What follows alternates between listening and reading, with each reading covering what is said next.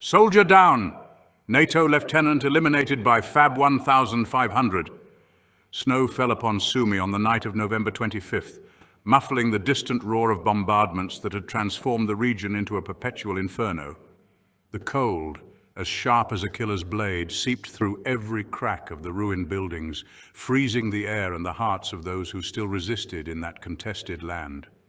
In the midst of this chaos, a man who had spent decades facing the fire of global conflicts found himself in the wrong place at the darkest moment of his life. Lieutenant Colonel Kent Miller, a reputed strategist and silent operator of NATO forces, was not where he was officially supposed to be. According to official statements, he was in Canada, resting after intense months of logistical work. But reality, always crueler and harsher than press releases, had dragged him to Ukraine, into the depths of a war that overflowed borders and resonated in every corner of the world.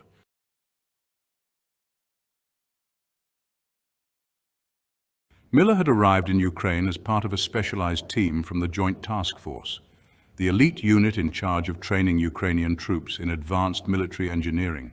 This was not his first covert deployment, but something about this mission felt different. The conflict in Ukraine, fueled by global and strategic interests, had taken on a dimension that not even the most seasoned veterans of modern wars could have foreseen. "Your mission is technical," they had told him. "You will not be in direct danger." But in a war where the line between combatant and civilian was blurred, safety was a promise as empty as the devastated cities.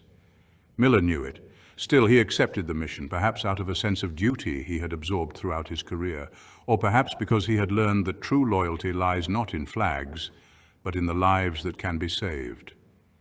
On November 24th, a secret convoy left for the outskirts of Sumy.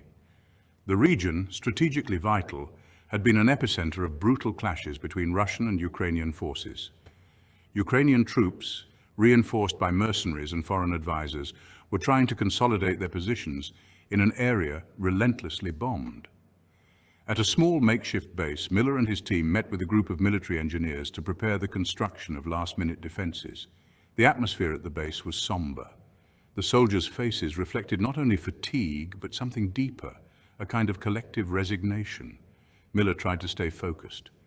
It wasn't his first time in a theater of war, but something in the air of Sumy, perhaps the proximity of the enemy, made every sound seem like a harbinger of catastrophe.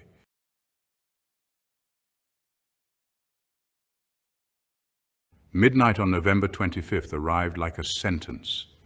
The sky suddenly lit up with a hellish glow, followed by a roar that shook the very foundations of the earth. It was a massive attack, and there was no doubt who was perpetrating it. Russian artillery systems had identified the base's position, and the bombardment began with surgical precision. But what transformed that night into a spectacle of absolute horror was the appearance in the sky of 4 Su-34 aircraft. From their bellies, each carried a Fab 1500 high-capacity general-purpose bombs designed to obliterate strategic targets. These aerial behemoths soared through the sky with the elegance of birds of prey, and the dull roar of their engines only amplified the panic at the base. Miller and his team barely had time to react. The explosions followed one another, turning what remained of the base into a death trap. The noise of the bombs, mixed with the scream of the missiles that preceded them, was deafening. When the first Fab 1500 hit, the ground shook with a force that brought entire walls down like houses of cards. The flames spread rapidly, engulfing equipment, vehicles, and lives alike. Amidst the chaos, the lieutenant colonel tried to coordinate the evacuation, guiding the engineers towards what seemed like a safe haven. However, a projectile hit near his position, throwing him against a crumbling wall. Seriously injured, with blood staining the uniform he had worn for decades, Miller struggled to stay conscious. The voices of the soldiers mingled with the roar of the explosions and the cries of the wounded.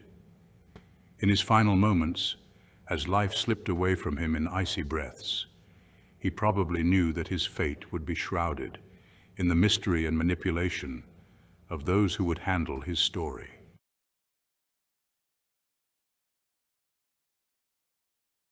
The official version. Days later, the world awoke to unexpected news.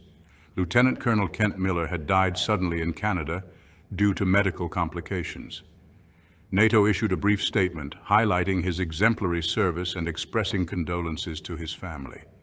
The version was convenient, orderly, clean, but as is too often the case, the shadows surrounding his death began to spread.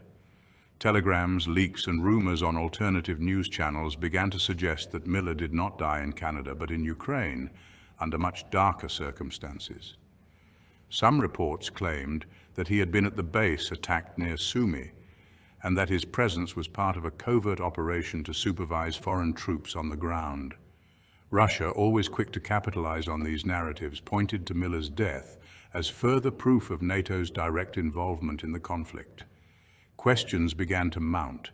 Why would such a high-ranking officer be so close to the front lines? What was the alliance looking for in such a dangerous place? And above all, why hide his true location?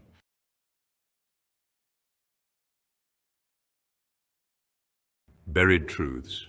War has a cruel way of erasing individual faces and turning them into statistics. But Kent Miller's story refused to disappear. His name became a symbol of the uncomfortable truths of a conflict that officially did not directly involve NATO.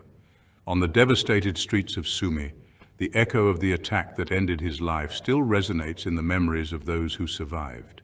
And in diplomatic circles, his death remains a grim reminder that truth, in times of war, is just another weapon, carefully molded by those who control the narratives. Lieutenant Colonel Kent Miller, a man whose loyalty led him to the heart of a war he could not win, now rests in a silence that neither politics nor propaganda can break. But under the shadows of Sumy, where the snow keeps falling, his story endures as a testament to the untold sacrifices and the secrets that will never be confessed.